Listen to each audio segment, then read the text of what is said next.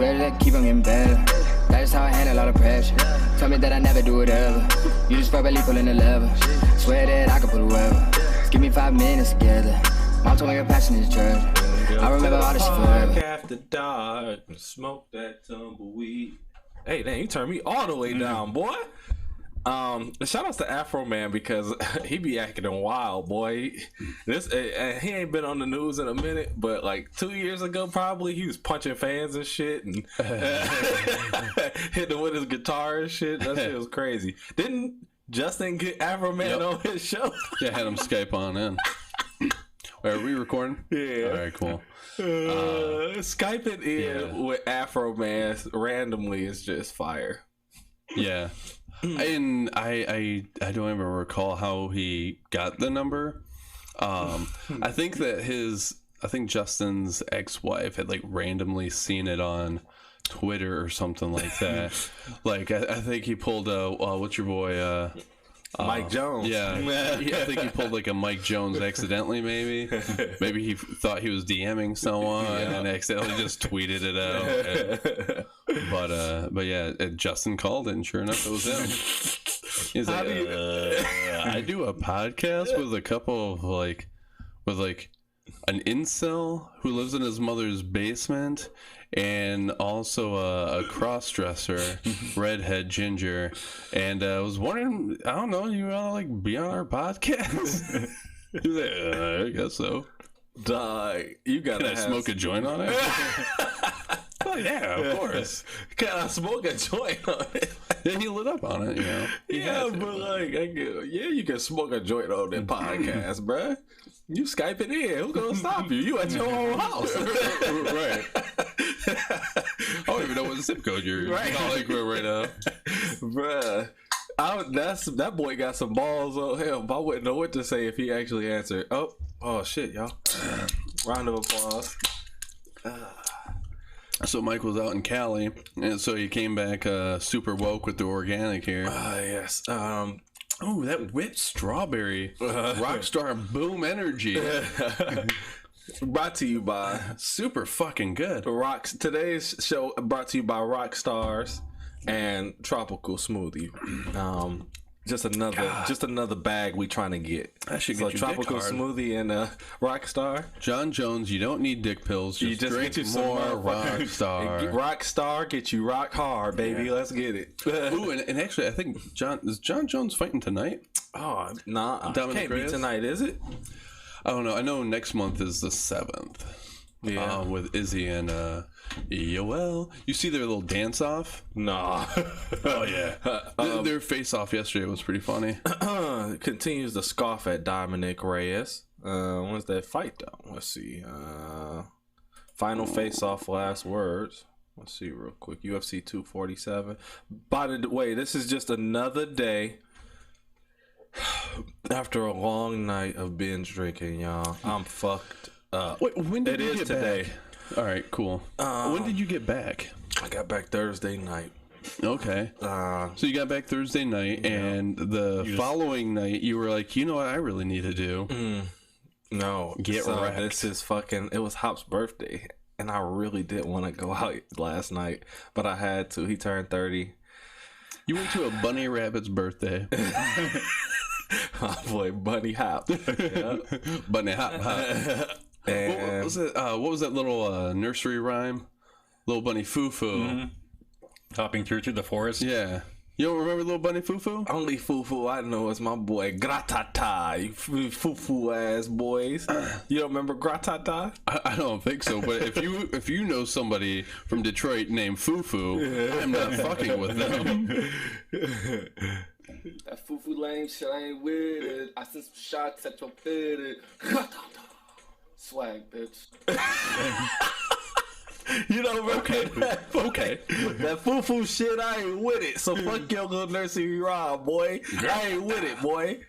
But yeah, we went out last night. Everybody got... Okay, hold on. Before I get to this story, Episode 4 of the No Consensus Podcast. It's your boy Mike Jack in the building. Jack. Hey, Mike Jack, the rapper, motherfucking microwave, because I heat up in a motherfucking fastness. To my right, I got my boy Wozzy, aka Zero Sugar, aka Zero Carbs, aka Zero Carbs, aka No Down Payment, aka Keto King, Keto King in this bitch. And to my left, I got my boy Jake Foster, aka Captain America's balls, aka the bearded chef, aka Foo Bunny bitch. This little bunny Foo, aka the Rockstar thing. The Rockstar provider thing. Rockstar thing. Yeah, everyone's got a guy. He's my Rockstar guy. He's a Rockstar. I got a guy for that. So why no down payment? I don't know. That's just fire to me because you just walk in and you buy it straight up. You don't need a down payment. They trust you. You got a very trusting face. You know what? This is usually 2,000 down, but I like your face, sir. I'm gonna call you NDP. So everybody got fucked up last night, y'all. Let me tell y'all about this night. First of all, we start off. I've been sleeping all day yesterday because I'm wrecked from coming back from Cali.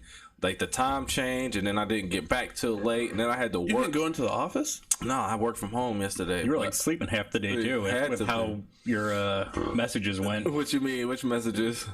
There was like nothing all day. Oh, in the group chat? Yeah, hell no, I ain't had shit for y'all. I had no content yesterday. But no comments either. There were some good ones in there. Oh yeah, bro. I was in and out. I was working a little bit because I had to make sure that them motherfucking Pleasanton folks was all right. But I would pass out for an hour and a half, wake up, look at my emails, nothing, pass back out, and that was just in the rotation for most of the day because I was wrecked. And then they come over and we head out. Yeah, I'm gonna just skip like the details. We drank too much and too many different liquors. The ghost is here, and they got that on camera. That shit just opened up. I had no idea.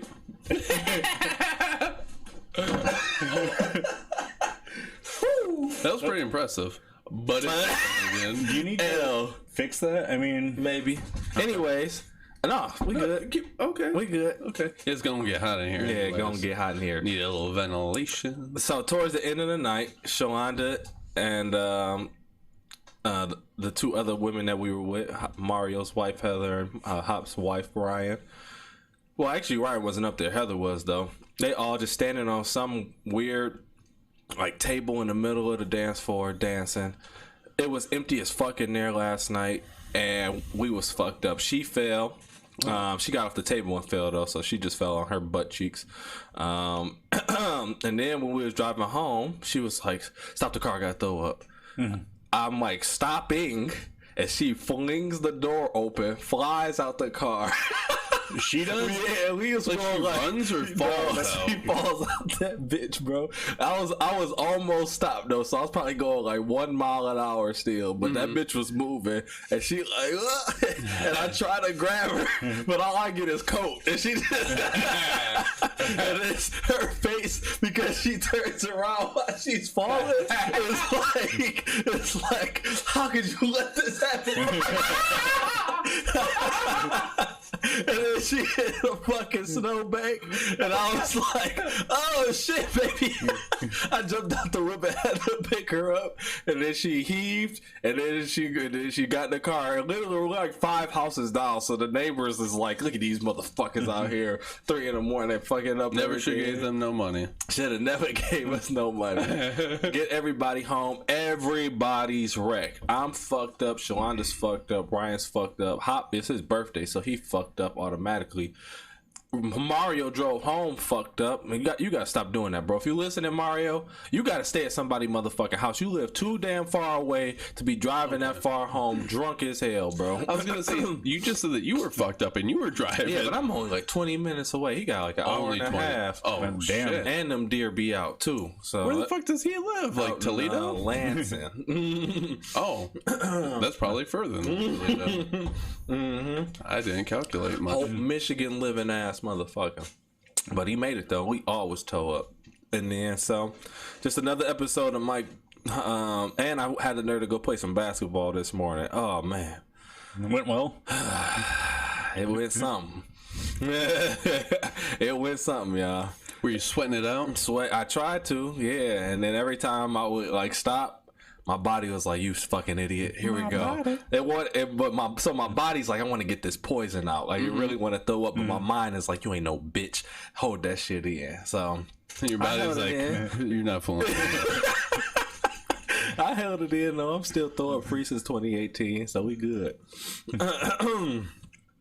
So cheers to you boys for being out here and let me push it back a couple hours so I can get some recovery. Recovery? What the fuck are you talking about? You played basketball this morning. I know, but I needed You some weren't sleep. recovered. I needed some sleep, bro. Can I get some? You slept rest? yesterday. Bruh. Yeah. You know you were in a deep sleep last night. Bro, I just gave you all a compliment. Just take the fucking compliment and appreciation and move on. Like, what the fuck else you want from me? I don't know. Shit. So what's on the docket? What you got for me today, Jake? Well, what do you have for Black History Month here? Oh, I got a fire dude. Hold on. let me pull it up. So Fireman? Honestly, I was half expecting you to have completely forgotten, and then for just to be silenced. Like, I got a few joints though, but today I want to talk about somebody who just so gangster. Like, this shit is fire to me. Ooh-wee. So Robert Smalls. Now, first of all, look at my man's hairdo. Come on now, swagging it out. The finger waves with the part and the long beard and that little ass bow tie. I think I like the little pocket watch. And the pocket watch, yeah, bro. for sure. You said Keenan Wayne? Yeah. Yes, bro. This is swag back then. So Robert Smalls. Why can't it be swag right now? Like, It can be. I don't know where you could go to dress like this no more though. That was always like Jadina's thing. I don't know if you remember. I'm a classic man. Oh yeah. He like dressing like this and talking that shit. I mean, hell, you could go to church, at least one day a week. Yeah, I'm not dressing like that though. So. But this is because you get clothes like this probably at the thrift store, probably. I got shit like that. So, pull it out. All right, here we go. If you pull that shit out, I'm gonna go grab me some, and we'll hit a spot together. And I'm talking about a spot anywhere. We could go to like. How about we do a formal podcast next week? Oh my Bring God. out your formal wear. You still got that tux for prom? The prom tux. It probably fit me now. How big I used to wear my goddamn suits and shit. Gotta grow into it. Yeah, I'm 19. It's not gonna grow. Mike, we gotta see a picture, a prom picture. I didn't wear no tux to prom. I wore a suit. What color was it? Damn, I don't remember. It was I could see you wearing like that orange, I could see Dumb and Dumber sort of shit. Like salmon. I gotta go back. It was something basic though. She wore like gold, basic. her yellow dress, and I just wore like a black and white suit with like some gold trim on it or something. It wasn't nothing. It wasn't nothing crazy. Oh, okay. My parents wouldn't let me go crazy. If I was Jaden Smith, he went out to prom in a goddamn white Batman suit.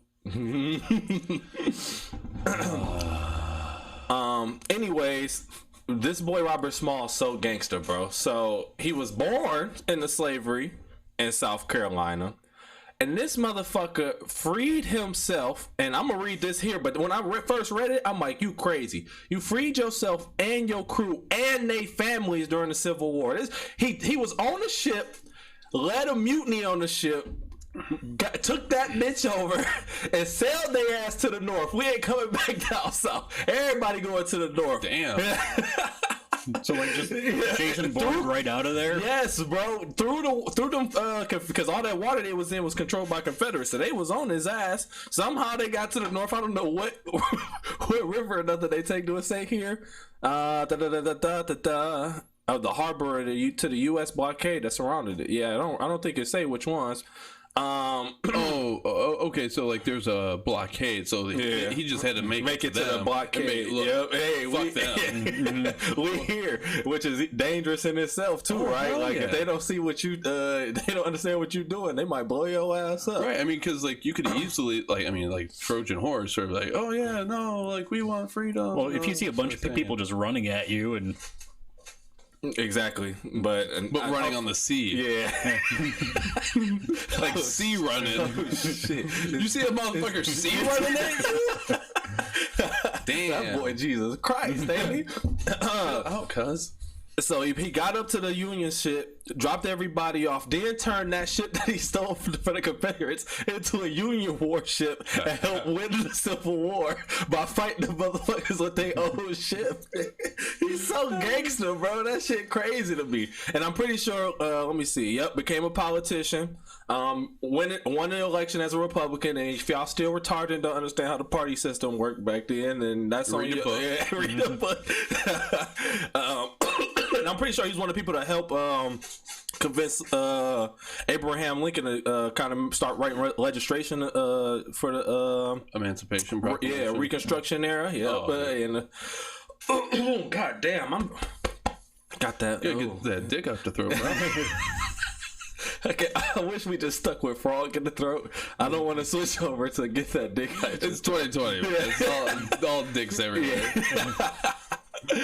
Oh man. See, I thought you were gonna. This the last one. And then he wrote legislation for South Carolina to have the first free public school system in the United States. Like how fire is that, dog? And I forgot which year this was. Was the last Republican to represent South Carolina's 5th congressional district until 2010. That's crazy. See, I thought you were gonna kind of be exaggerating, like by saying like this guy's a gangster, you know, like metaphorically and stuff. But no, like you considered me property in all these people. And I said, fuck that. So I essentially stole all this property of yours and your boat. And then I started killing you with your own shit. I can imagine, like, hey, what's your platform? Stole a ship, used it back on them, killed everyone. Yep. That's a fire platform. I'm going to vote for you. Yeah. Like, that's back when politicians was doing shit, bro. Yeah. What y'all politicians doing nowadays, bro?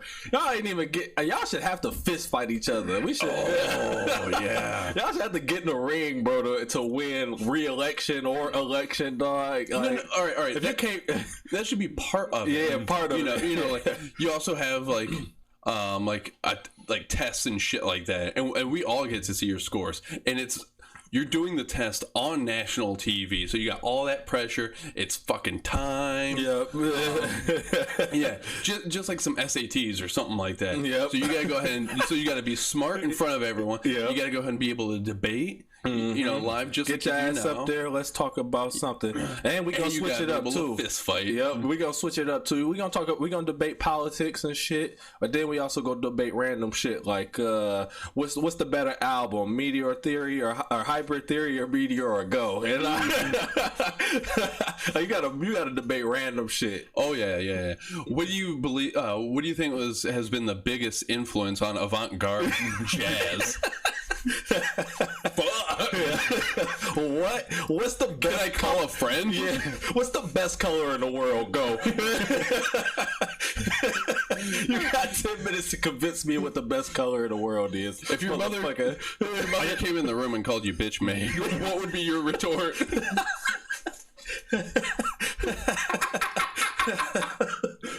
Son, you bitch maid. They gotta have a live motherfucking person come in too. Just this random mama walk in. Now when she comes in, we want you to respond to her. Go. Action. But shout outs to Robert Smalls, man. Shout out to Robert Smalls. Just thinking about breaking out of freedom. Think about how hectic a ship is after trying to get a mutiny together, start up a mutiny. And, I have enough difficulty navigating the word ship without saying the word shit, let alone navigating an actual physical ship and the seas. I mean, navigate a shit and use it against them. yeah, bro. Oh shit. You think maybe that's how he like started the mutiny, just throwing feces at him? Like, fuck you. Clogged up all the toilets. I don't know how that would start a mutiny, but they just I guess that just pisses off all the dudes. And... He was the original wet bandit. Go ahead and just stuffing shit in their sinks. Charleston Harbor, that's where he was. That's crazy. But I just think about that shit. Like, all right, we gonna start this mutiny. We gonna take this bitch over. Then we go sail it through these waters and get up there. Then I'm gonna go back and holler at a couple people that pissed me off. Like, you made it, bro. Most people that make it, they like, all right, I'm out of this bitch. I'm not going back. Not good enough. He like, nah, I got some unfinished business out there. Some motherfuckers owe me some money, boy. That shit just crazy to me. You and John Wick on him. Yep. So, Man. Yeah. John Wick 3 was on in the hotel room Wednesday night. Fire selection and movies in that hotel. I liked it. The Doubletree Hilton. Shout outs to y'all. That was a ridiculous hotel. It was huge. Then they had like basically a LA Fitness attached to that. Oh, wow. Damn. The gym was a gigantic. they had a basketball court in there. They was doing classes in there. I didn't get to go one time. I just got to go look at it once, and then I had to go to work. No, that's the first time like you've traveled for work, right? Mm-hmm. So what did you think of it? Like traveling for work? Yeah. They pay for everything, so it's the best way to travel. But I think that when you travel for work, just have everything as planned out as possible. Kind of like your departure. Yeah, bro. Jake. Jesus Christ, bro. Yes. I woke up Monday morning. How's your injury doing, by the way? I woke up Monday morning, looked at my phone, and was like, what the fuck? And then for that first fuck, until I finally sat on the plane, there was 10,000 fucks in between 6:30 and 8:20 when they closed. I can't believe that shit. Because I set an alarm. And then when the alarm went off, I'm like, that don't sound like my alarm. It was Shalonda's alarm waking her up for work. And I'm like, it's over. Then I tried to get on the Uber app, bro. Like, you know how it go. Once one thing fucked up, everything's fucked up. My Uber app wasn't working. I got a new phone. I forgot to put it back on there. Wouldn't let me sign in. So I had to make a whole new account. By the time I did that, it was like, okay, we can get you there by basically the time that your flight is taking off. And it's going to be $70 to get you there. So I just grabbed my shit, jumped in a car, drove down there. Had to park in one of these lots and get bussed over to the airport, not thinking like you could just park at the airport, Mike, and then the company gonna pay for this shit. But I'm so used to doing this, and that's what I did because I'm panicking.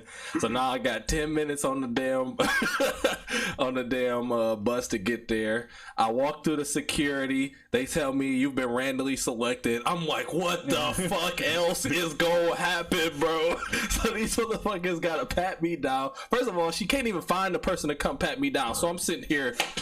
I probably look like I'm guilty, but I'm just like super like, come on, I gotta go, dog. I'm like tapping my pockets, stomping my feet, and they're finally like, sir, come on over here. And then she like wiped my fingerprints down, scanned them, and was like, all right, you can go. So I'm running down. I'm like, all right, where's my gate at? Of course, it's the last fucking gate in the terminal. So that's when Shemindri see me, fucking mom walking down the airport,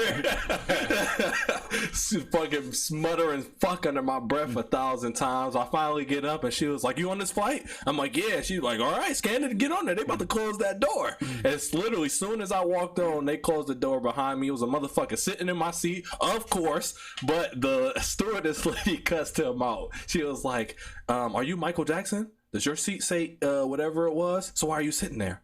Why are you sitting there? That's not your seat. Why are you? And I'm like, oh, You're a grown ass adult. I'm like, ooh. No, was he just like one seat over? Yeah. Or okay. Yep. So he was supposed to have the middle seat, but he took my window seat and was sitting there. So he was happy for a couple minutes. He's like, oh, I get a whole area to myself. And I get That's one thing. The door was about to close, so most likely whoever was coming wasn't coming. But I was there, motherfucker. Scoot your ass over. We both was uncomfortable as hell for that flight, but it's cool. Elbows was touching the whole time. Okay, You get his number? Yeah, I got a little. You know, it's one of those flings that you just let happen and never think about again, bro. Those the Mike's best now ones. part of the Mile High Club. No, bro. You just, you know, sometimes you don't want to know their name. You just get it and go. Yes. And bro, there you have it. But you know, finally, I can't believe I made it. That flight, I'm always an hour, 2 hours before my flight. I'll be at the airport bored how early I get there. This is the first time anything like that happened to me, bro. And I was like, Jesus Christ, just thankful I made it. That happened when we were flying out to Denver, I think. Can't remember if it was Denver or Who is we? You and Julia? Yeah. I want to say it was Denver, and I don't know what happened, but yeah, we were running late and stuff, so we're running to the gate, and I didn't even have time to put my belt back on, and like my shorts were just falling off my ass. So like trying to hold them up, and I got like the belt strapped around me like an ammo belt, and I'm running, and I got all this shit in my pockets. My wallet and phone go flying out of my pockets. And some Mexican guy is like, "Senor," and I don't want any. no means no. And No habla español. yeah, but yeah, so we ended up making it and everything. But Julia's like, "What the fuck is wrong with you, Jake? Why do you have so much shit in your pockets?" I'm like, "I'm sorry, I'm not a woman. I don't carry a purse." You could. Oh, and I was wearing my cargo shorts with the purse pockets. Yeah, and stuff. So they didn't work. Well, I mean, I don't. You filled them bitches up to the back, son. Sitting on two hams. Yeah. I saw an image earlier this week for cargo socks. I'm like, wow. Hey, close this door, whoever that was. It was. Oh, there we go. Wow. The ghost? Maybe. You just turned yourself down? Yeah, Or you a turned little me bit. down? Well, because when I laugh, clipping. Yeah. when I laugh, especially, it's just bad. So maybe I'll just like write up on it. But yeah, got out there, worked 15 hours the second day, because Monday we just went to see what was going on. And when I say prepare better, I just mean like have the people who send you out there, make sure you got all the information before you go. I thought I had all the information, but quadruple check with these motherfuckers, because you know, you get out there and then this shit, people are like, I heard y'all was going to do this. Nope. And you like, huh? Who told you that? That shit just made the days go a lot longer because I didn't, you know, certain shit just wasn't prepared to be done that day. So now you got to do the shit while you're there and then actually do the shit. Or, you know, get the shit prepared, didn't do it. When in reality, I could have had all that prepared before I left last week and then just got out there and did it. So were you doing support stuff or were you helping out Jason? Both, okay. But, you know, because they ripped out all their old server shit. Y'all saw the picture I sent y'all. The kitchen server dining room. When are people gonna stop being retarded? Yeah, I sent it to their memes and dreams chat, but it's. Well, so you gotta pay attention, bro. What? The server rack was just in the kitchen, you know, next to half gallons of water and all type of shit. A fat stack of water. Fat stacks. And it was that thick water. But I spent most of my time, y'all. And, you know, the first day was all right. They dropped their laptops off, and I got the shit rolling because we just getting them on our domain and shit. Okay. But then they was coming back and asking helly questions. So most of my time. Do you have any mice? Yeah. Most of my time was spent fielding responses, getting the rest of these laptops. So I got 4 laptops open, doing different shit. All right, get this one on the VPN. Get this one joined to the domain. Put the software on this one. Get this one. And actually, we was exporting PST files too. That took up so much time. And then on Wednesday, they tell us, "Oh, you guys didn't have to do that. Interleak's doing that for us." What? Why didn't you fucking tell me that the first day, bro? You know how much time I had to spend just sitting here waiting for this motherfucking PST file to export? Because these people got 10 gigs worth of emails on their shit, and their stuff was weird too. So yeah, it was it was a good learning experience. I enjoyed it, but I really wanted to go see San Francisco a little bit. Hit the Bay Area sometime. I mean, did you get to see much of anything at all? Nah. When did we fly back? Thursday morning. So Wednesday night, I met my boy Gary, and he took me out to San Francisco. For a couple hours, but it was a Wednesday night. Your boy Gary took you out. Shout out to Gary the Snail. On San Francisco. AKA G-Head. AKA G-Head. AKA you were hanging out with G-Head in baby. San Francisco, Yep. and you don't expect us to make a gay joke. Yep. G-Head. Okay. I do expect it. Please bring them on. I don't think that being gay is a joke, though, so... Fucked you up with that one, bitch. That door It's crept 2020. I identify it as an open door, so... Yeah, we went out, but it was a Wednesday night. Wasn't nobody out. We just hit this little chill hipster bar, and then spent $70 or $60 for the Uber back home.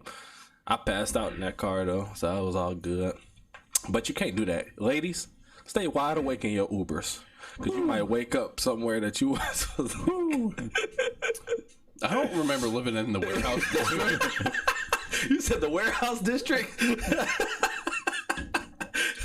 When did I get in this bathtub? I mean, I was dirty, but damn. Where's my kidney and panties? Yeah. Oh man, that's wild out there. It's wild as fuck. Gotta out stay there. woke. Yeah, Not put too like woke. literally woke. Don't go to sleep. That's not some like reference thing other than just being awake. Stay conscious, Please stay conscious. New podcast name, Stay Conscious. I ever tell you about you talking earlier about puking out of cars and everything like that? I ever tell you guys about the time that I was puking out the minivan while I was driving it down Michigan Ave in Ipsy? No. Well, was this alcohol induced puke? No, man, it was nicotine induced. Oh my god, the nicotine puke! I don't never want to know what that's like. It's awful. It's like so I was hanging out with some friends on the west side of Ann Arbor at a cigar bar, La Casa de la Habana. Shouts out to that place. I thought you knew the owner. Shouts out to Raul. His name is probably Steve. Gave it a Spanish name because Cubans. Craig Smith. Yeah. Doesn't even know how to count up to 5 in Spanish, let alone Cuban. Uno, dos, three. Tres, cuatro, cinco. Eins, zwei. 7, 8, 9, 10. Ooh. Right, yeah. go ahead. Then, so I know that I don't smoke. Right. And Put you in that bitch, blowing it down, smoking it down. No.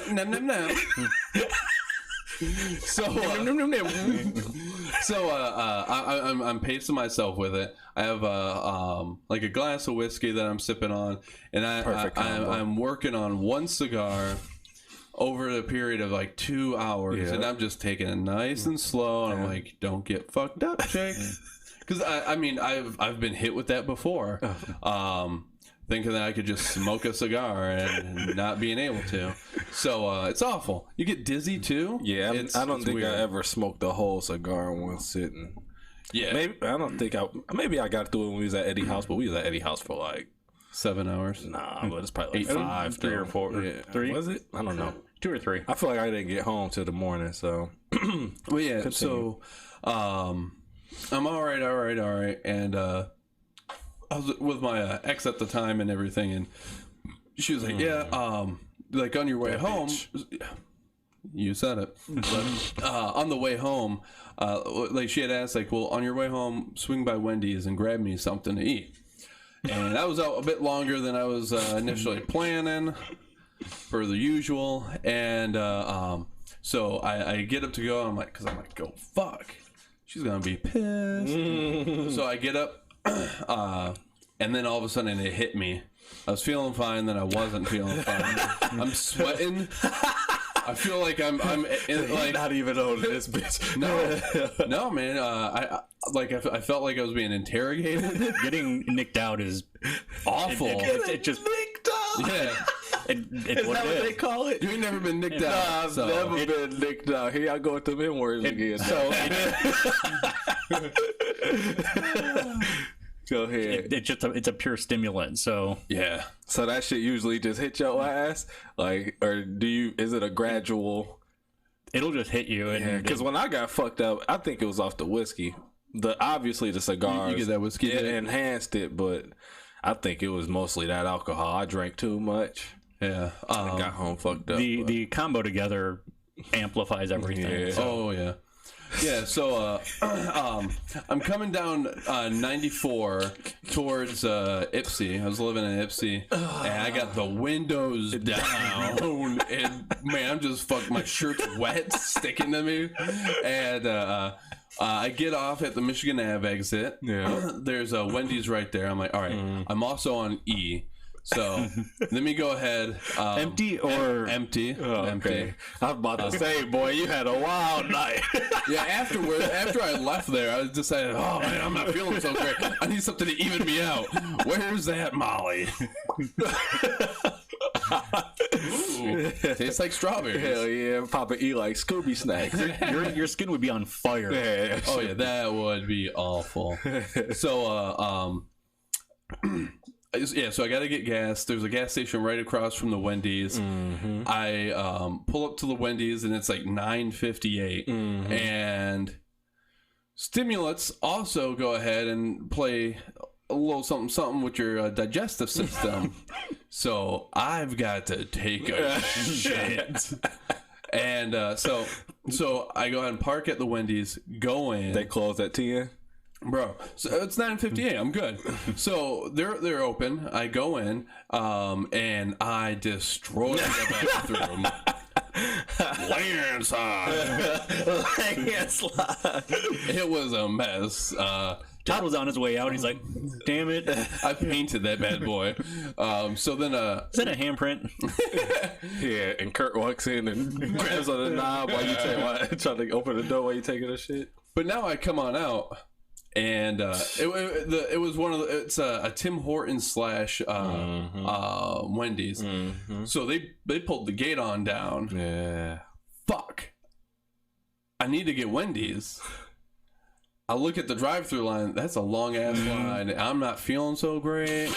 Get in the car. I wait like 72 minutes going through that fucking drive-through line. God damn. I get the food for her. Yep. And I think I can't remember if I may have gotten myself something too. You probably But, did. Throw a little chicken sandwich on there. Yeah, but I go over to the gas station and I'm like pumping the gas, and I was sipping on the Coke because I'm like, this should go ahead and help like calm the stomach down a little bit and all that jazz. And it was doing okay, and I'm like, all right, got the gas going. Let me get a couple of these fries. Yep. You know, maybe like the sodium, like we'll go ahead and help even things out.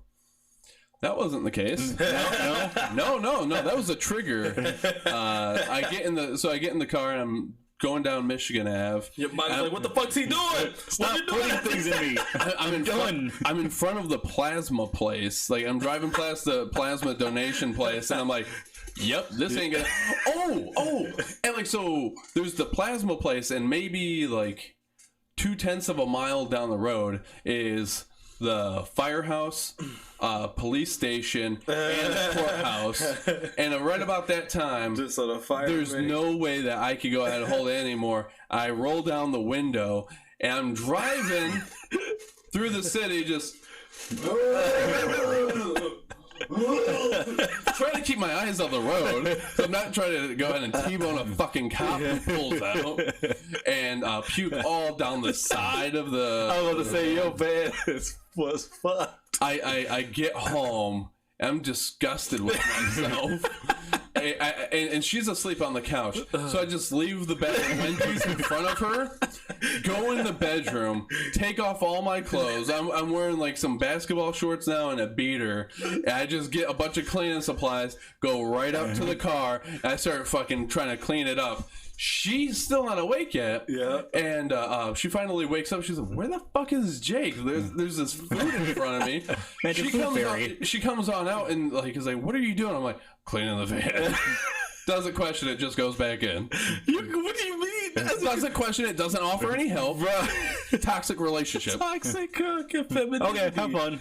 Bro, how the fuck you say cleaning the van, first of all, bro? Like, you kill somebody? What the fuck you mean you cleaning the van, bro? But, yeah. Just at least one question, like, cleaning what? What you do? Like, is it deer? What time of the year was this? Was it winter, Honestly, summertime, springtime? I want to say it was like fallish. Okay. Because I'm like, it couldn't be in winter. Your ass outside of the... But when you get fucked up like that, sometimes you can't just endure the cold. Oh yeah, like today, this morning when I was hooping, we would win one, and I just would go outside, and then that motherfucking cold air felt like Jesus was kissing me on my forehead and in my soul. That's so cute. And I was like, oh, I need this. Then I'm back in there dying, and I gotta check the best dude at the run the whole time. I'm like, y'all are killing me. Wait, who are you checking out? The best dude. Oh, okay. The second best, because I'm the best. I'm the best. Hey, boy, come on now. Fuck, I hate that shit. Oh, fuck. Yeah, so that's a great story, Jake. Oh, yeah. Because the getting nicked out, and then I gotta start integrating that term into the story though. Now. Yeah, puking on the side of a van. Puking on the side of the van is they're cleaning up puke is the worst. Is worse than puking. Well, and especially because like that shit probably dried up a little bit too. Well, there's those little whatchamacallits like at the base of the window. Oh yeah, you gotta get in there. It was in there. Like someone like trying to like pull it out a little bit, and like there's like a little chunk of fry. Anyways, Wozzy's food corner. I didn't bring any food today. I'm saying what you got because I think we gonna do like a chicken and shrimp Alfredo tonight. Nice. Ooh. But what's like something else that I can add in there? Because I was thinking like red pepper flakes or something. Like what else you put in some? What's like to like amplify the taste? So some onion's good. Onion. Okay. Red or sweet onion. White onion. I mean white. Sweet and white onion is like a. Like a sweet Georgia or a... What about some green onion in there? Like, sort of just like garnish it? I never even heard of no green onion. What's you talking Scallions. Oh, okay, yeah. They're a little sharp for an Alfredo type thing. Okay. Maybe a little parsley. Mm-hmm. Does parsley give taste? I always thought that was just like... Oh, yeah, I do. A look thing. No, it definitely does. There's one of those... cilantro. Cilantro, got that. Yes, cilantro, super bland. Actually, I hate it. I can't do. I'm one of those weird tasters. Oh, it like tastes like soap to you? Yeah. Well, that's the thing, right? Like it's like I don't know what you talking about. Well, some people cilantro tastes like soap to them. Yeah, and that's how you know if the taste is different. Like Brussels sprouts too. She just made some Brussels sprouts. Jake, you tried to put me on Brussels sprouts in like 2014. You just weren't ready for it? I wasn't ready. I wasn't grown up. I wasn't grown. But then I got them bitches cooked right, and I was like, seared, some lemon, some bacon. It's the best way to do it. Mama's like, ooh, your bad cooking ruins the lives of a lot of people. My mom never cooked. Yeah, we went over this already, but yeah. I hated chicken. I didn't think that it could possibly be good. Other than the skin at KFC. Yeah, love that shit. Yeah, herbs and spices. That shit just sound like you sucking the Colonel's dick for sure. Like, take these herbs and spices. You got 11 of them. Yeah, you going to eat them all up. Going ahead, like you got a tattoo on your balls. One is herbs and the other one is spices. I'm not tattooing my balls, bro. Why that? Bro, that sound crazy. Like, Yeah, it does. how would you even? Okay, I don't even want. What do you? No. What do you mean? How would you even? Like, you gotta move the ball up and just do the skiing, right? Bat wing it out. Yeah. Oh, maybe what you would do is like go ahead and clamp them bitches down. inject a bunch of saline solution. So like, just inflate that bitch, stretch it all out so that you got a nice firm surface. It's all smooth. You ain't got the wrinkles and all that shit. Excuse me, miss. You got like a little worm just sitting on a big old boulder. I don't mean to be rude, but do you suck balls? Gosh, Dave Chappelle. No. But do you suck these balls? Oh, they're smooth as hell. So some Vidalias, you'd say? Yep. Sear them up. Get some good Asiago. Yeah, In addition to the Parmesan. for sure. Julia and I made a dairy-free Alfredo sauce. I'm forgetting how deadly that dairy is to her. Dude, you don't want it. Yeah, I don't want it. I know. Yeah. Dairy free what? Alfredo sauce stuff. We made up some pasta and all that sort of shit. And it's fucking good. It's wild. Like, the possibilities are really endless. Yeah. Is it all dairy or just cow dairy? All dairy. I mean, she doesn't want to experiment too much. Like, she's like, Chicken milk? I've been burned every fucking time. Yeah. Cat milk, she's actually fine with. So, yeah, she just milks Meadow every once in a while. Dog or her milk, coffee. chicken milk, you can get all that. No, dog milk. Yeah, she can't do dog milk. Okay, well. Tried it. Yep. Yeah. What about Hamster milk? breast milk? Have not tried hamster milk yet. Breast milk? Yeah, I don't know. Shauna got a She had good the supply. opportunity and she didn't try Yeah, it. she was pissed. She chickened out. Yeah. Ba-da-ba-ba-ba. I didn't want to finish it because I don't want to get sued. Yeah. I'm hating it, bitch. Now, go ahead. What you got for me? Because I didn't get to find no judge that nudges this week. okay. So you got something? Nothing really all too much. Things going well with Justin and I doing our little podcast. We're still working on dialing shit in, but that's going pretty smooth. Man, fuck your podcast. We ain't here to promote another podcast. What's wrong Bullshit and with you? snake oil. Oh, you went with that name? I think so. Yeah, I don't know. We'll figure it out. Kind of like with this, it'll happen. But yeah, no, there was something. Mike, you and I. Okay. You and I had talked a little bit, but I was pretty fucked up. And yeah. And we were talking about freestyling and the Holy Spirit. So I was wondering, flesh out that conversation, the whole trance-like thing that we were talking about. You remember that at all? I think I remember a little bit. Yeah. Because I was fucked up too. Yeah. We was drinking the fuck out that Makers. Oh, wait. Well, and then there was the juice. Yep. Yeah, god damn. I still don't... Yep. So are we talking about the similarities between getting into like a zone when you just going off the top? Yeah. And where it's like something's moving through you. Yeah. Yep. And yeah, I don't know. You can feel it though. So it is a feeling, dog, where it's like, oh yeah, I'm picking the perfect words, the shit hitting the beat right, and I'm flowing through. And just like that, I forgot what we was comparing it to. The Holy Ghost? Is that what you said? Yeah, okay. yeah.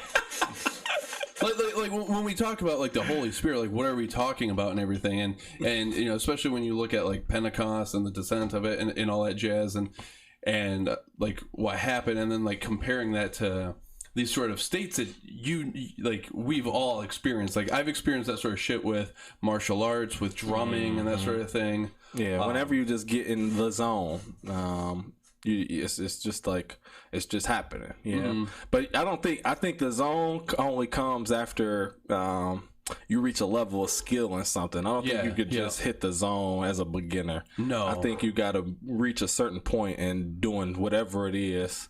And it could be anything. You could be cooking. You can be, cleaning and shit, and then just hit that stride and you just knock your shit out. And you're right though, because when Pastor always talks about the Holy Ghost, and you know, they also get into talking in the, like tongues and stuff, how people start talking in tongues. He always say that they don't even know, most people don't know what they saying. It's just something that's coming out of their body because it's what they feel. So whether you know, everybody got a different opinion on speaking in tongues, boy. But there is something to, and mostly, sometimes I just feel like they feel something in their body and then they just want to speak to help get it out. And you ain't really got the words to describe what you want to say out loud, so you just start speaking in tongues, aka. So yeah, it's a vibe, it's a feel, and I get into the zone because I'll do like I'll do a bullshit freestyle for 10 minutes, and then like the last 5, I catch a stride and I'll be like, fuck, I should have wrote that. I should have recorded that. Like, there's some fire in there, dog. And sometimes I'll start off fire and then lose it. It's all about concentration. And it's all it's a weird concentration because it's like a concentration that you're not grasping. You're not holding on to it. Exactly. And you feel it slipping away too sometimes too. Like, you feel it. You start panicking. You're like, oh, fuck, it's gone. So I had to learn, like, especially when I'm doing it in front of people, like, soon as you feel that slippage, think of something hard and end it. Then think of a hard line to end it, and then stop and give it to the next person, because you'll fuck up the whole vibe. You start rapping bullshit. And the thing that brought up like with freestyling and everything is, I mean, I'm an outsider. I don't know how it works or anything like that. So when I see someone freestyle, I'm assuming that they're just sitting there and like, this is what's coming to me right now. You know what I mean? And just going completely off the top. And yeah, like, I don't know how you would do that quickly without, like, you know, getting into like a certain state where everything's just flowing through. Yeah, everybody got a different strategy for it. I've got words and patterns in my head already kind of stored up, so I don't never know what I'm going to say, but so I know have like a couple of different scripts. Yeah, I can, and when I say script, I just know, all right, these words rhyme with these words. All right, now fit the rest of that shit in between it. What you want to talk about? What you want to say? Where are we going with this? And you know, and then that's why I also work with my boy Chris. When I go over his place, we throw on the beat and he just write words on the wall. Oh yeah, it's like and then his ass like to do 2 words and shit, or you know, 4 syllable just like words. Building the neural pathways. Yeah, so and it helps so much, Wozzy, because when I'm rapping it, I'll be like, okay, but then as soon as I get home, I'm like, fuck, I should have said this. Like, it always, and it'll be like, if I see that word again, that's stored up in there, and I'm gonna kill them with that, because they didn't even think of that word, because I didn't think of it. Like, but so it's, you know, when I get to going, I'll be like, all right, what we doing? What's the you know, what's the theme I'm about to do, and then let's fit the words in there. Let's get it going. And then, because there's levels, I can rhyme with bar for 20 minutes. It's so many words that rhyme with bar, like 3-letter words, cats. Bar, yeah, bar. I can do easy ones like that. Cats does not rhyme with bar. You know what I'm saying? You know, it's certain words that got a lot of words that rhyme together. So I can kill those, and then I'll kind of lean back on that if I'm running off whatever I'm working on. Like, if you need a minute to think through exactly. Like, all right, I ain't got the real complicated shit, so let me fall back on the easier stuff to help. And the best part about rapping or music in general is that you don't always gotta be deep in something. If you sound good and it's like got a good flow to it, and you just riding the beat, people be like, that shit's cold. Like, I don't always gotta be super lyrical, deep and shit in something. If you approach it right, it's fire. I mean, a lot of music to me is feeling the lyrics. Yeah. You know, it's not necessarily what they're saying; it's what the singer is emoting through it. Yeah, because somebody can say medium. Yeah, you can say deep shit without it being a metaphor. Like, you know what I'm saying? Like, everything doesn't have to have a double meaning in order to be deep and for you to feel it. So, you know, if you're saying some real shit, people like, that shit was cold. One thing that's really trippy to me about it all is like, I've noticed like, for example, with like my prayer rule, every like morning and evening, I'm going ahead and going through this thing. And what time? When I wake up and before I go to bed. Okay. Like, no like set stone time, Just whenever my eyes open. And but like, it's interesting because like, I've noticed that I can go ahead and be reading a couple lines down, but I'm still going ahead and praying like the stuff before that. Yeah. And, you know, and especially when you look at like liturgical services and stuff, a priest or a deacon. Did you just make up a word? You said churchical? Liturgical. Oh, okay. I'm like, damn. He's like looking at the churchical. You know, the icicle hanging off the church, the churchical. Okay. You know? I'm like, this motherfucker made some shit up and tried to sneak it past this. Yeah, okay, go ahead, bro. But, you know, like within like a real churchical in here. Within like a liturgical sort of format, you got priests and deacons like moving around while saying these prayers and all that jazz, you know, sensing stuff and all this sort of thing. And like, so I'm impressed by watching that. Like, you're sitting here reading this book, and yet you're going ahead and you're saying these things, and you're looking ahead at the next lines, and you're going ahead and sensing this and sensing that over there, and blessing the people, you know, and all that jazz. And then I look at like freestyling, and like, you're going ahead and saying certain words out of your mouth, but you're also already planning, thinking of the next line. What's the theme I'm on? You know, where do I want to go 100%, with it? yeah. And to be able to hold on to what you are doing, yet also doing something else, and to do all that quickly and to have it all in your head, that's so fucking impressive to me. It's wild. Yeah, it's, you know, you never know how good something is until other people tell you about it sometimes, too. Like, damn, that was crazy. He'd be like, for real? Okay, cool. Thank you. Yeah. Let's get it in.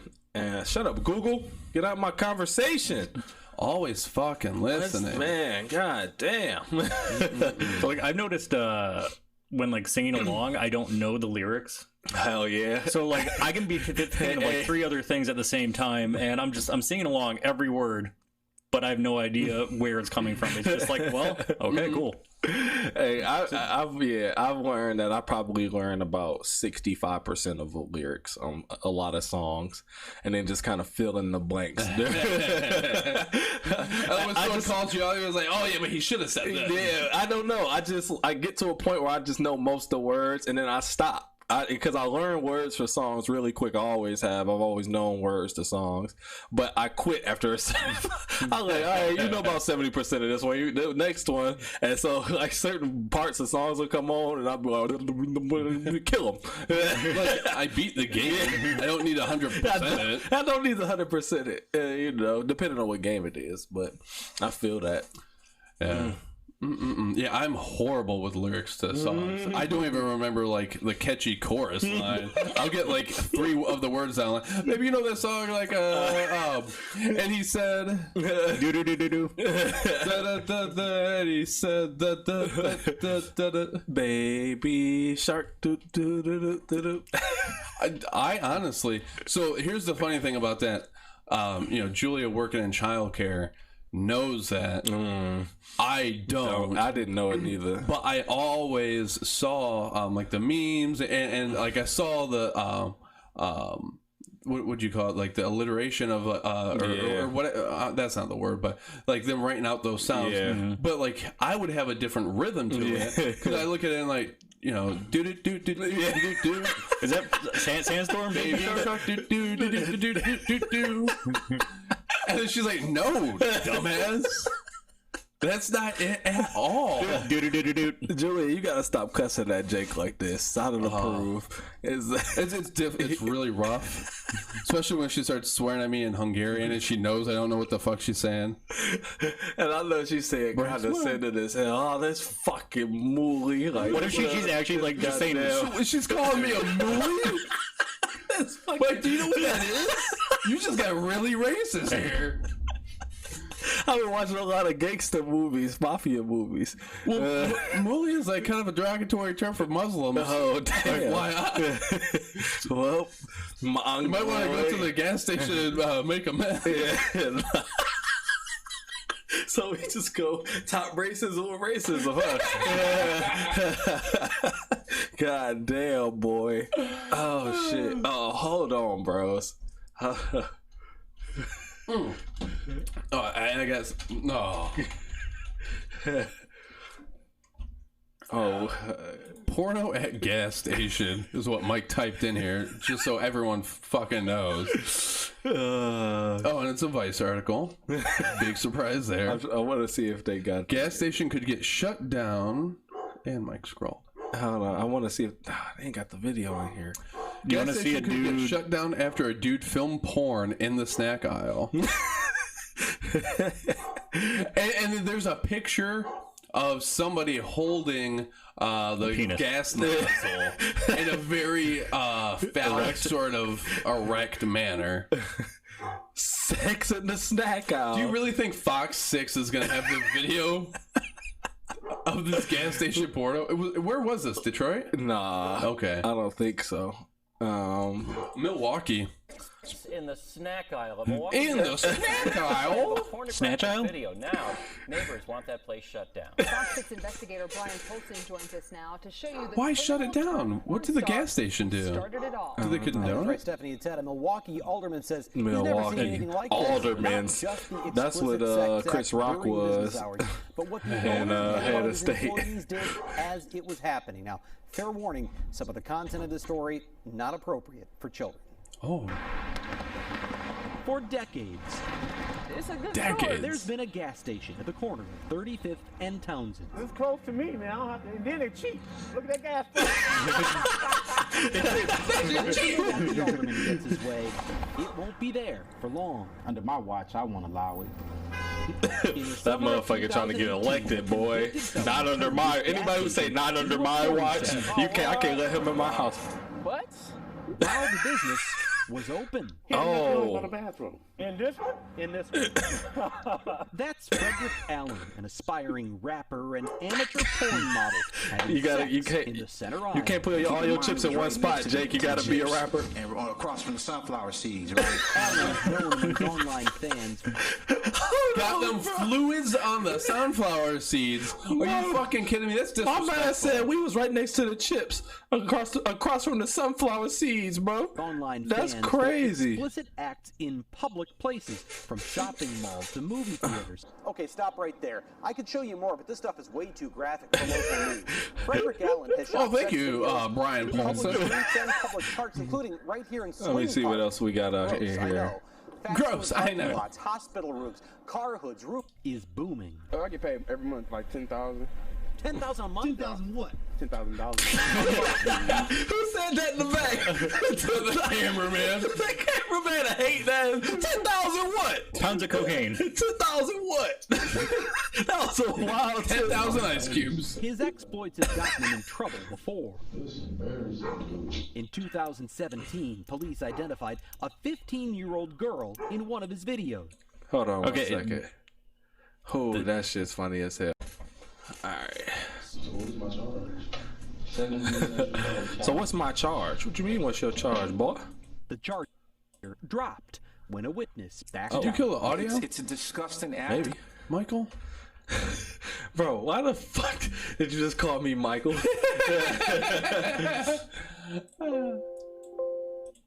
I'm not going to sanitize this. This time, Allen's gas Sanitize station it. video is getting someone else in trouble because of what it captured in the background. It was the owner.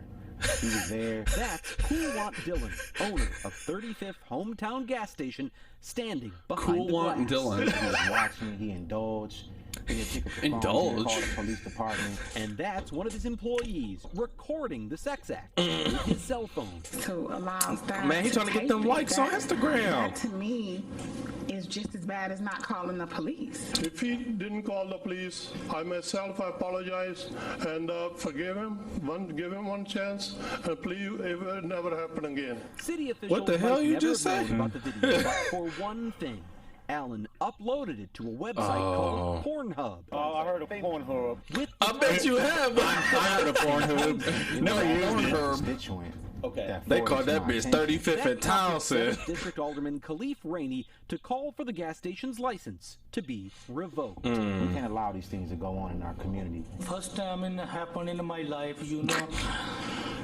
This is my mistake. Last summer, Dylan told a Common Council committee he didn't call police because he was scared. He said, if you go and call police, I shoot you and burn your gas station too. He was protected by bulletproof glass. So the idea that he was in fear, you know, I take exception to that. Either way, Hey, bro, do you understand that he gotta go home at some? He doesn't live under the fucking register. Maybe AfroMan. What are you talking about, bro? You can get shot after hours, bro. It's not like, oh, I just gotta wait here till 6 o'clock and I can't get shot no more. What the fuck? And it's bulletproof glass. It's not like a fireproof building. He said that he's gonna shoot and burn you. Like, so you could. Maybe he does live back there. Maybe he does live under the register. He doesn't, but if he did, it wouldn't protect against fire. Yeah, how long you gonna stay back there? That's crazy. His lawyer says he tried to make good by helping prosecutors in an unrelated case.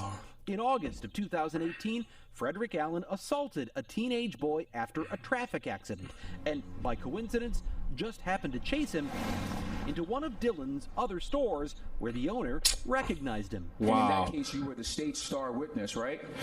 So, not only did he tell you he's gonna shoot him, but he already seen him whoop somebody else's ass. Yeah. Like, I seen this. I know this dude gonna whoop some ass. I just had to tell y'all he was whooping ass. He not about to whoop my ass. I don't care. Shoot the porno. That's crazy. Well, by the chips across from the sunflower seeds. That's crazy location. The thing that's most wild to me is because, like, I'm inclined to go ahead and be like, bro, you should have called the fucking cops. Nip this in the bud. I get fear of retaliation and all that jazz too. I totally get that. But, like, what would it actually accomplish? Anyways, like, if the cops showed up, what would actually happen? This guy has tons of videos and pictures all over the fucking city.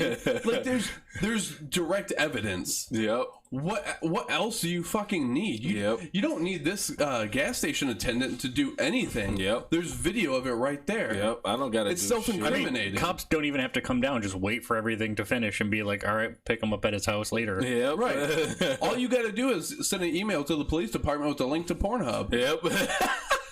They uploaded this shit fast, y'all. Go ahead and check it out. Make sure, give it 5 stars though, since it's my store. You making a dummy accounts in there like, I love that gas station, cheapest gas in the area. Don't touch these sunflower seeds. Those ranch sunflower seeds. Oh fuck, bro! Especially creamy. Come on, bro. Cool Ranch. That's fucking wild. That's wild as hell, bro. What is wrong with people? Yeah. Well, if you call the cops and the cops show up while you fucking in the store, you'll get arrested. But all you gotta do is post bail and then back out the streets whooping ass and fucking again. Yeah, but the one thing that it brought up was a video that he posted of him having sex with a 15-year-old. Oh yeah, yep. I see that. They just kind of glossed out. I'm like,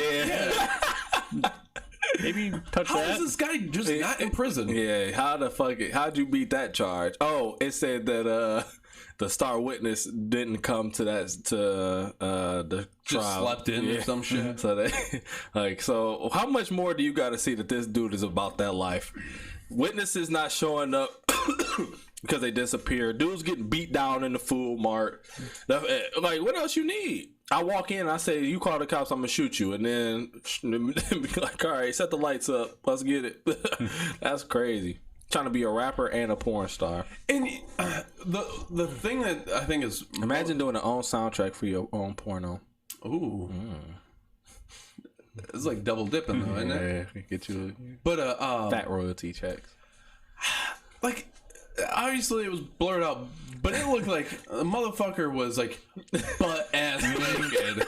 Like, let me go ahead and take off all of my clothes, light a couple candles. Yeah, he was like, you're getting romantic in the snack aisle. That bitch. Are you fucking kidding me? What that gas station smelled like? Oh man. Like I was clapping cheeks in the goddamn. I was expecting it to be something like much more low key, like you're in the snack aisle and you're getting head, Yeah, something where you can easily be like, zoop. Yeah, put or it like on Pornhub or something like that. Public sex. Yeah. My stepsister couldn't help but blow me in the gas station. Couldn't keep my stepsister off me in the gas station. Filling up daddy's excursion. What the fuck is wrong with porno nowadays, dog? No, that's what. Oh man, That's what I'm saying. But Wild out there. that boy was butt ass. Probably I hope he had some Timbs on or something. Like, keep the shoes on, bruh. You don't want to. Yeah, you know, White socks. You better not be in that bitch butt ass in the white socks, blowing out backs next to the Doritos and sunflower seeds, bro. I'll have to whoop your ass myself. Right. I wonder how much production value he put into it. I'm trying to figure what type of camera you got set up in there. Well, because I'm imagining like what would actually be a rather classy shot. Like at the moment of orgasm, all the bags of snacks just like explode. Just fucking Doritos or sunflower seeds all over the place. Slow motion on, so they just falling out the sky. You're just like, oh. And then the girl, you just bam, and she go flying forward. She goes flying into the drink cooler. Get me a Gatorade. And the owner just behind the glass the whole time, like. So much dick. Clutch of pearls. Oh my. Bruh, that's funny as hell. It was two of y'all behind that glass. Oh yeah, just watching and recording. Goofy. That's so goofy. And the one guy described it as that he was partaking. What was he jerking it? Did he come out and like get a little something? I mean, maybe he was. Could have been. Ask Spotty how much it would cost for us to shoot a porno in his store, bro. Oh. Now, does he want a check up front, or can we give him some back end? Can we just give him some? Everything would have to be up front. I mean, nobody's when you said give him some back end, I thought you were gonna go ahead and be like, "Hey, Spotty, come on, bro. Hands in the back." Face down, ass up. Oh man, hell nah. Pull up the Yoel Romero, Izzy Adesanya. There was a lot of words there. Urel. No, Yoel. Like Joel, but with a Y. Yeah, Yoel Romero. Face off. Oh, okay. There it is. Oh my god, look at these two goofy motherfuckers. This on YouTube. Fucking YouTube. Let me see if I can find it. You can't do YouTube? Yeah, you can, but they act like bitches sometimes. Bitches be tripping, am I right? Am I right? If you go to Will Harris's Twitter, I know you can easily find it there. Will Harris. Damn, I can't believe what's his name fight tonight. I gotta check it. I gotta tune in. Anatomy of a Fighter. Oh yeah, have you seen his? Is Joe Rogan? Yeah. Ridiculous. That's what turned me on to him, because I was like, oh shit, like he was like over there with Khabib and everything. So let me check that out. And yeah. So I know he was retweeting some shit last night. Okay, so I might have to do tweets and replies. No, you just think it's tweets, in here? yeah. All right, let's see. So Wozzy, what was the work week like? What was your week like this week, bro? I'm gonna search for this. Just basic, busy, lots of fires. Yeah, I think that one will be good. Lots of fires? Yeah, just.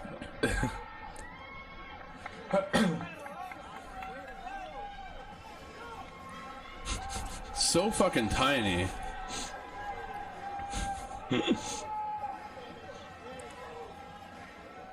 Y'all just licking y'all. You licking the fuck out your lips. You about to kiss? Oh yeah, talk that shit. Look at Dana White. This shit get his dick hard. Oh yeah, he loves that.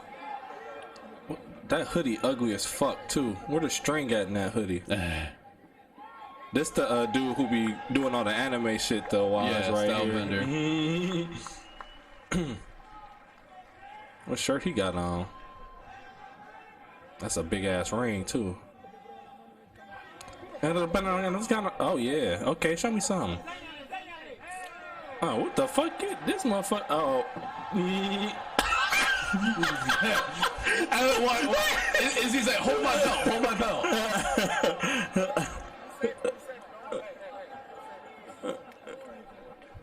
How funny would that shit be though if like Yoel went ahead and blew his Bro, he was, and that's the only reason he stopped himself. He was about to break dance like a motherfucker, and it was like, nah, I'm gonna fuck myself up before the fight. I gotta chill. Cause like, bro, first of all, where you get these jeans at? Cause them bitches is goddamn durable. It's an athletic cut, man. He got that motherfucker. Okay, he wanted to. He wanted to so bad. Bro, them jeans, boy, goddamn. They mad as hell. What if you died and got reincarnated as them jeans? Oh, great. That's a weird what if. Well, like, at what point do you come in as the jeans? Like, do you exist as the fabric first, and then you're made into jeans? Are you just magically on somebody as the like jeans? you are every piece of fabric that eventually becomes that gene at some point. Your existence is just. So are you just torn apart when you aren't jeans yet? Like you're just. Yeah, that's some fucked up consciousness. Fucked up, man. That's like you experience millions of different things. That's like saying, like, you know, like your family, like you are like your wife, kids, father, you know, like cousins and all that sort of shit. Like, oh, and then finally you come together as the G. Come together just to get backflipped and split it in. You think he blew the crotch out of those? He goes ahead and does the splits and his dick just falls out. Oh shit. Yeah, that's gonna be a good fight. I don't even care who wins. Yeah. I mean, I'm a fan of Yoel Bender to get that dub. I like Yoel, so I'd like to see him win. But if Izzy wins, I am 100% okay with that. Yeah, I'm not 100% okay, but if it's a good fight, I'll be alright. Wise, it's one thing I did want to talk about real quick too, and it's not real quick. It's a deep subject, super deep. What'd you do with that falafel? What falafel? You talking about JJ? No, man. Wow, racist. You're racist today. Black people can't be racist. Mike comes back from San Francisco. I'm like the opposite of what San Francisco wants me to be. I'm so pissed off. What was I about to say? Oh, so how long you been going to see a therapist, Wise? 4 years next month. You ever seen one before? Oh yeah. When? Shortly after starting work at MSI. Was it because does our insurance cover that shit? Mm-hmm. So is that why, or? I mean, no, I mean, not is that why, but was that a deciding factor? Like, all right, they cover it. I've been wanting to do this, so might as well. No, I mean, because I don't know for a fact before, but I'm pretty sure like I was covered previously in my previous job and stuff like that. Okay. But yeah, no, man. It's just a good idea at the time to. I mean, like I had been feeling rather suicidal for like quite a long time, so it was probably a good idea.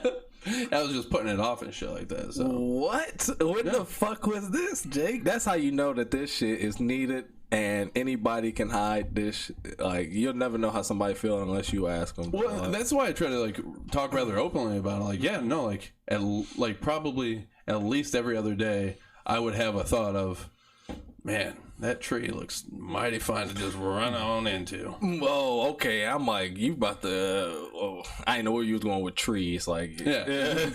No. I mean, it was like a dark, fucked up time and shit like that, and. Yeah, during that relationship too, and yeah, like in the midst of it, and everything, and then afterwards, like, I'm like, well, shit, like I had talked about how much it was a good idea, would be a good idea to see a therapist and all that sort of thing. About time I go ahead and actually fucking do it. Got nothing else, taking up my time and everything, so might as well actually do it. And yeah. So was it? Because I know Wise, it's not like an end date on your shit, right? You just go and it could going. easily be another 5 years, right? And so for you, Jake, did you stop going because you got a breakthrough and was like, okay, I think I'm good on my own now? Or because I always wondered that, like, okay, I can start, or I don't really know what I would start for, but I always know that it's good to talk to people about stuff. So whether it's me and Shalonda for some sort of marriage counseling, just to keep our communication open, because I don't want to get to a point like where it's broken to try to fix it. I'd rather keep our shit, go while everything is good, and then make, it's like a car, basically keep that maintenance up on it. But I don't know, was it like was it like something where you was like, all right, I'm good now, and maybe not good, but to a point where I'm all right? Or did it just cost too much and you was like, I can't keep paying this more? I got tired of paying. That was definitely part of it. But then also in addition to that, I just really don't respond too well to like that whole sort of setup. Like when I was moving out of when I had that was living at that place with Brandon's brother, and I moved out, like the sex machine. Boy, he had hit up Brandon and was like, hey, like, can you maybe talk to like your buddy here and stuff, and Brandon was like, when Jake makes a decision, like there's no change in his mind, like, and stuff. So like I really just need sort of like the time and space to come to my own decision, and it doesn't matter really if like you got a different opinion. Like once I sort of like, this is what I'm doing, that's pretty much what I'm doing. And yeah, so I personally, for me, like I just gotten to the point where like I'm like, all right, well, don't feel like paying anymore, and I feel safe, like I feel good. It gave me enough time to sort of process things enough to figure out like a trajectory. Now I just need to go down this path, and that sort of thing. So what made you decide to start seeing somebody then, Wise? Was it kind of the same? I mean, I keep thinking this wild shit every day. I'd first seen a therapist when I was young, like 16 or 17, for depression and low self-esteem and all that kind of stuff. But I was kind of forced to go, so I didn't do anything. The one thing about therapy is you need to want to do better. Embracing it. I had started going because 5 years ago I started the bettering myself, losing tons of weight, all that kind of stuff, and did the body. Mind was next. Kind of just super low mental points, and I needed something to help correct that. And I didn't peep that we was doing Marvel shirts today, by the way. Yeah. What was that? I got Power Line. Oh, okay. I'll switch it out. I was gonna say, wait, not to pay attention on the memo, Mike. It was definitely in the group chat, but no, I think that's acceptable. Not Marvel, but acceptable. Yeah. And I mean, like, do you look back and see a progress? Like, do you actually see steps made towards like a goal that you have, or sort of? A lot of it has been me finding out why I was depressed and why the low self-esteem has taken into account everything. The depression I've always been able to manage pretty well. Like things come and go. So I have never been too worried. I've had thoughts, but I know they'll pass, and so I've never worried about any of that. But it's still not good ways of thinking, and it's, I don't know, I don't remember the question. He said, do you feel like you see progress over your time being in therapy? I'm told that I look like I have progress. Shit's weird when it's already in your head. Like, it's hard to see. I don't know. I can say yes, which is a little easy. So, I don't know. Well, I mean, like, the difficult thing is if the therapist is like, oh, yeah, I think you're doing better. I mean, like, you could just be getting better at bullshitting, right, and filtering out like responses. It took me about so I talked with him a ton, and the first like year and a half, it was in my mind, it was like a checklist. I go in, talk about my week, and I wasn't really getting. I was getting there logically. You know, the logical and the emotional part of your brains are completely different. Oh yeah. logically I would come in with an issue, we talk about it, and then so I got a lot of that stuff out of the way, but I'm like, all right, I'm stuck. I have no idea what we're not doing, because I know therapy is supposed to work. A lot of it has just been me trusting in the process, not fully believing it myself. But I don't know what the alternative is, and I know it's not medication. It's all shit in my brain. Going off that a little bit, like going, like, you could easily go through the motions and stuff, but when you actually like really open yourself up, like I've noticed like when it comes to like confession and like even my prayers and stuff, like for me it's much more of a logical sort of exercise. Like I'm going through these motions and all that jazz, but sometimes like I'll go ahead and like be able to sort of like fully commit myself and like actually open up. And I feel like it's kind of like a little bit what you were talking about earlier with how sometimes you got to warm up before you get into that flow and stuff, and then it just moves through you and stuff. So that's actually kind of what I like about like having like longer church services and stuff like that, because sometimes like you really need like some time to really settle in, get your feelings in there and stuff, and like be able to open up. And but yeah, like you can't just be going, I don't think that you can really be just going into therapy and being like, well, this is my problem, blah blah blah, let me talk about Fix that it. and like you know, and you really have to like, I mean, in my opinion, like just like be vulnerable. You know, that's probably the embrace that hard part, vulnerability. right? Because you went in, right, saying I want to do therapy to help me out, but it's fascinating to me to hear you say, okay, I was ready to do this, but I still wasn't 100% believe in the process. I'm trying to trust it, but even though I'm here, I still don't believe it all the way. Right, I'm paying the copay, I'm showing up to the appointments and everything, but I'm still not here. Yeah, like, hey, like, is this really gonna work? And you know, I think that's kind of just coming from as for people who, because I think this is something that we got to talk about. Period, that people need to do just to get shit off their chest and get their mind right, because everybody gets in the ruts, and it's always good to have a third party to kind of talk to. You know, it's also good to know a professional at that. So what is just kind of random environment stuff and how you deal with it.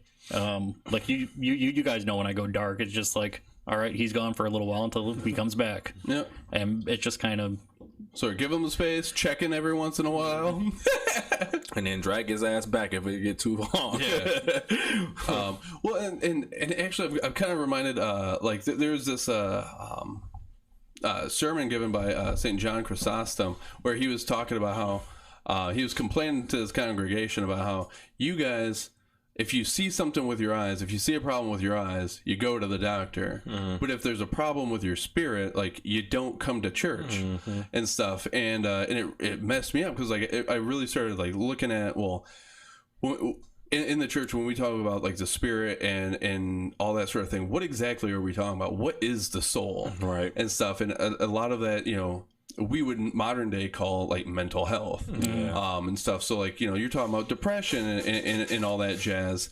And so and like then it really started fucking me up, because like thinking like, wait a second here, so like these societies were kind of based around like taking care of mental health pretty much first and foremost. You know, you read the Bible and stuff, and it talks about the source of physical ailments being spiritual ailments and stuff. So like, oh yeah, you know, like maybe you're depressed and that's why you're in your current situation. Heal the mind, heal the body. But nowadays we're going ahead and complaining about all these school shootings we have. We're talking about how there's this mental health crisis, but like the people who were taking care of mental health before, you go ahead and shun. You know what I mean? And it's kind of like a usurping of that sort of role. I mean, I definitely agree that you think you say you're talking about like priests and how the church used to kind of handle that stuff. There's been studies done, and atheist and agnostic tend to be more depressed, and a lot. You know, it's not believing in God makes you not depressed, but I think a lot of the tools that you're given in religion just help out a little bit. Well, but like certain religions and stuff like that, I think that for example, like within Catholicism, Orthodoxy, having like the sacrament or mystery of confession is a huge thing. Like after this, I'm going to be going to Vespers and going to confession. And just having an opportunity to go ahead and get all that stuff off your chest, and into someone that you trust, and who's also hearing all that stuff from everybody else, and is sort of like trying to figure out how can I best help all these people. It's kind of like therapy. It's just exactly getting stuff. The biggest part of therapy is not the response. It's not the answers you get from the therapist. It's you saying it out loud. So much like a confession, it'd be a similar thing. Exactly, and that's what I'm saying. So like, you know, within like a lot of Protestant traditions and stuff, you don't have, so like to go ahead and say that, well, religious people are less depressed, I don't think really focuses on like the fact that like some of these like rituals and stuff that we do, that some of us do and others don't, like that's actually really rather helpful too. You know, like you know, you had said that like it's not necessarily like, you know, belief in God that helps with the depression, but some of the other tools that you're given. But I mean, I think that does help to a certain degree and stuff. And then when you add on things like, again, personally, I think like confession like is like that and a bonus, you know. Yeah. I mean, it allows you to give reason for things that don't necessarily need reason. Meditation plays into a lot of that state of mind. Tends to help. So when you go in, do you have like a goal in mind? Like, and when I say go in, not daily, I'm talking about when you first started therapy. Did you say this is where I want to get to before I stop going to therapy altogether? Is there like an end goal, end game, end mindset, or are you just gonna go until you feel like, all right, I'm good now? I don't really have any goals. I'd like to not feel shitty. Yeah, that's kind of the main goal. But I guess you got to get deeper than that though, right? Like I don't know. I feel like it needs to be a little. I'm just asking for your personal experience. Yeah, I mean, like I think I know what you're saying. But like it's gotta be like, what exactly is the shitty, right? And stuff, and what's the cause of that? I mean, at heart, the best way I can kind of visualize it is I'm an extrovert scared of people. I do love talking with people. What? That's just funny. Oh yeah, no, it's hilarious. I love telling people about it. Like, yeah, I know a guy. He's he's got social anxiety and he's an extrovert. If you get me the fuck up once he if you get me in a small group, 3 people, I love good conversation. I love talking with people. Don't like being alone, and that's not what Vegeta said. He needs to go to therapy now. I'm cutting that shit out. Thank you. Oh, yeah, I probably shouldn't just. Vegeta and Goku. Yeah. But when it comes to like big groups of motherfuckers out in a place, what's it like? You like to go to concerts, right? Or nah? I mean, I do, but there's a mental, or there's a primary focus. Yeah, I feel you. When I'm out, I need to hear everything. It's like I'm always on guard. So for me, in large groups, it's not emotionally taxing. It's physically taxing because I feel like I have to pay attention to every conversation around me just in case I hear something that I shouldn't. It's so. Oh, okay. So it is like a defensive sort of thing because when I hear a bunch of conversations go on, it fucks me up hardcore too. But it's because I just want to hear all the things. Like, I'm like, ooh, there's information, there's some sort of knowledge. Like I gotta like, and like this will interest me, and then like I'm interested in that, and I'm like a fucking squirrel. Can I help them out? Can I offer my knowledge over there? What are they saying? Are they saying something about me? So that is the social anxiety portion. But the low self-esteem plays into that, listening for what people are saying around me. Like if they're talking about you, look at this dumbass with this fucking So how do you get out? It's like when I say how do you get out, Jake? I mean, you tell are you your last get out. On your last session, do you tell them like, all right, this will be my last session, or do you just not come the next week and don't pay, or?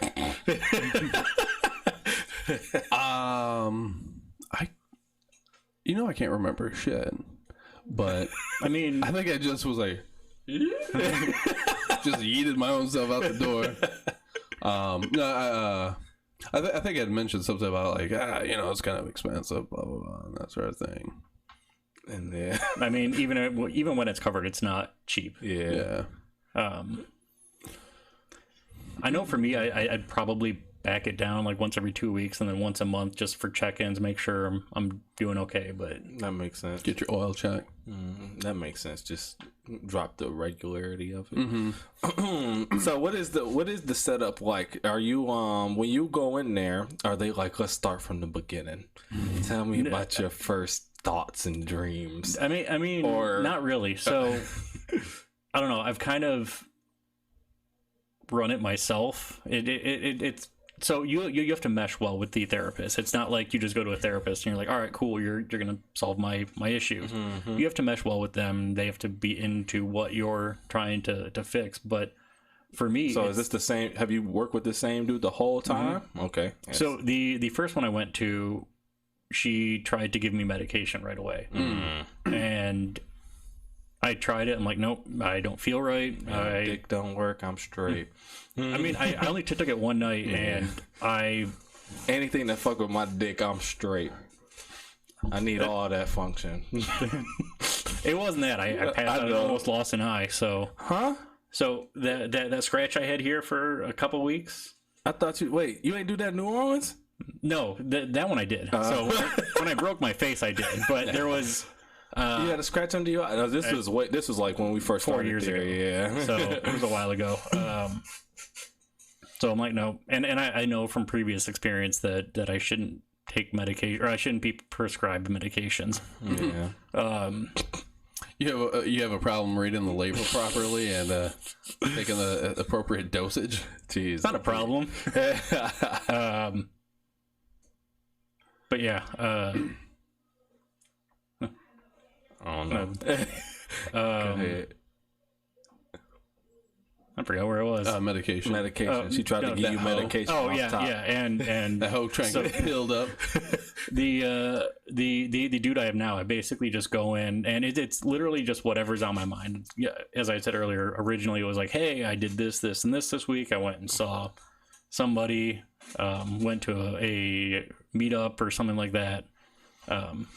It was very formal. Yeah. It felt very checklisty to me, which for that portion was good. But once I started getting deeper into stuff, he's like, just don't think about what you want to talk about. Just start talking. Because I'd asked him originally, I'm like, so what do I do? He's like, well, talk about your week and that kind of stuff. And I took that literally. It was... Hey, okay, gotcha. Yeah, cool. I woke up, put my shoes on, ate a salmon for lunch, and pissed off everybody in the cafeteria. Ate a what? Salmon? ate a whole salmon. You ate a sound man? Salmon. Salmon. You know, y'all never went fishing and found yourself a salmon in the river? I think they swim upstream. That country just came on me, boy. The salmon. Those river salmon. What the fuck am I talking about? You know, I said I ate a salmon. You know, sometimes the road's flooded out there when you go to check the mail, and you decide, I'm gonna bring out the pole. I'm gonna go fishing for some salmon. Salmon. But. So then y'all kind of switched it up. Yeah, I mean, I kind of, a lot of it for me is the mental state that I go in with, and understanding the point of that. So for the longest time, it was very doctor-patient mental or kind of image, which isn't what you want. Well, at least it's not what I need for what I'm going for. So changing that frame of reference to somebody I can talk to and not a doctor-patient type thing has been the hardest. But once I can just start talking, it helps a lot. And then knowing when I have anxiety and describing it is also another thing that you have to do. But that's another zone thing too. Like I can get comfortable, but once you start going and start reaching in there with a therapist, probably like you like, yeah, I'm digging. We therapying now. Yeah. Like this shit's just coming. I'm just vomiting. It's crazy because I can start talking about something and then I'll get like a little tingle up here and I'm like, oh, the anxiety's coming. But I'm like, all right, I gotta live in this. That's not the spider sense? No. Okay. Damn. You sure though? It could be. What do you call it? The Peter tingle? I got that tingly Peter. Look out. You're about to spit some webs. But you've learned to recognize when that anxiety is kicking in and kind of live there and get past it, or just cope with it. In therapy, yeah, talk that's about the word I was looking for. Why it's happening. That's gotta be so hard. I'm a very visual person, so I'll picture things that are happening. So it's tough to describe what's going on, but it I don't know. It and I'm very particular with the words that I use. Yeah. So for me, something being scary or terrifying is completely different. Like there's cinnamon. There's cinnamons. Cinnamons. There's cinnamons, but they're not. Right. I love our vocabulary. You know that cinnamon toast crunch. That you gotta eat them quick though. I hate soggy cinnamon toast crunch. But you know, and I'm sure you know, you could take that cereal milk and like cook with that. Oh, I know. Bake with that. Like make cookie. Like if you know, the recipe calls for milk, go ahead and let it be that cereal milk. Boy. Okay, that's something you gotta try out. This is snickerdoodles with some cinnamon toast crunch milk. Fuck yeah, good idea. So y'all out there, people listening, if you probably don't know it, right? Or you probably do know it but kind of hiding it. You feel this type of shit, sit down with somebody. Yeah, it's gonna cost a little bit. Hopefully your job cover a little bit, but you ain't gotta go for a year. Try it out.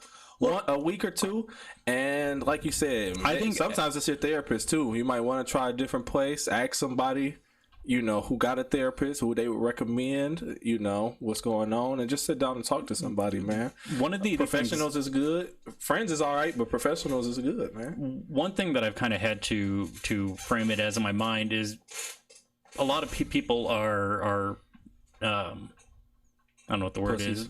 Huh? Sure. Scared to say they go to a therapist, but I mean, I'm not afraid to tell somebody when I go to a doctor. I'm like, hey, I went to get my check-in. Yep, it's that. So that's the word I'm looking for. Look at a therapist as a stigma. Yeah. Oh, thank you, Jake.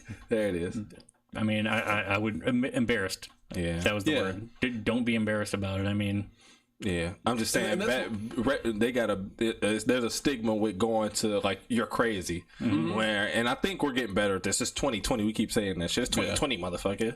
Like you should understand by now that you don't got to be crazy to go see a therapist. Everybody going through shit, and there's two things that you can do: figure it out and fix it, or let that shit build up inside you until you end up doing some wild shit, and it's all because it exploded because you didn't deal with whatever was going on in your body properly. Especially, you know, we'll get into this next time, but especially dudes, man, we hold shit in for so long and then just explode. I know I do, at least personally. Like I just let so much shit slide in all types of life, and then one thing will happen one day where I come home and I'm already just had a bad day, and something that's not even really all that crazy will happen, and then all that anger just come out, i.e. the hole in my wall right here behind the other side of this wall. It's not a hole though, it's just like an indent in the drywall, and I didn't think I pressed it that hard, bro. I just was like, and then it was like, oh, and you instantly regret that.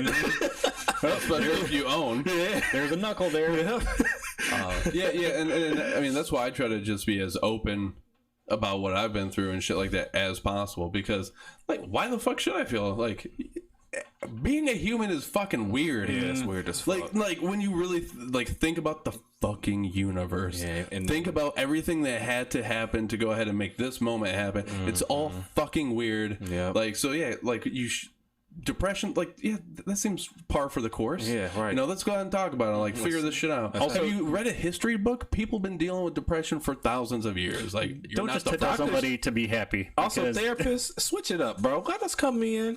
Let us roll up a joint. Yeah, how about we roll up a joint in that bitch, get high as hell, and just start kicking it, bro? You know, especially with like PTSD with vets, they explore and like MDMA therapy. They've been like doing like Molly and shit. I don't know about that. They're bringing back doing MDMA testing, which the psilocybin stuff lately. The MDMA could be really good, especially for couples counseling. I think because it's like a sympathogen, you know.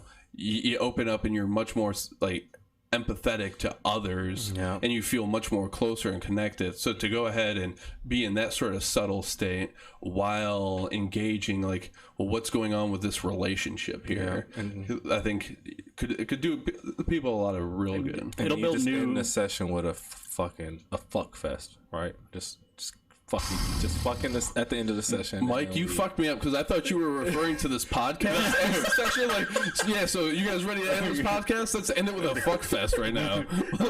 Dicks out, boys. Bondsworth, send the freaks. Call in the gimp. Can I have my gimp, please? There. Yeah, there's a creepy door under the stairs over here where Mike keeps his fucking gimp. It's behind the diaper pile. You better not make no fucking noise, neither, bitch.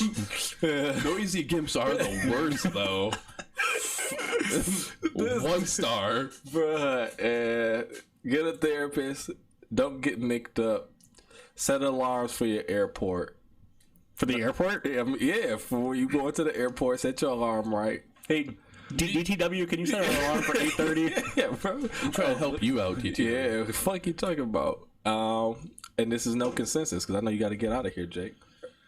Yep. All right, No Consensus Podcast. Peace.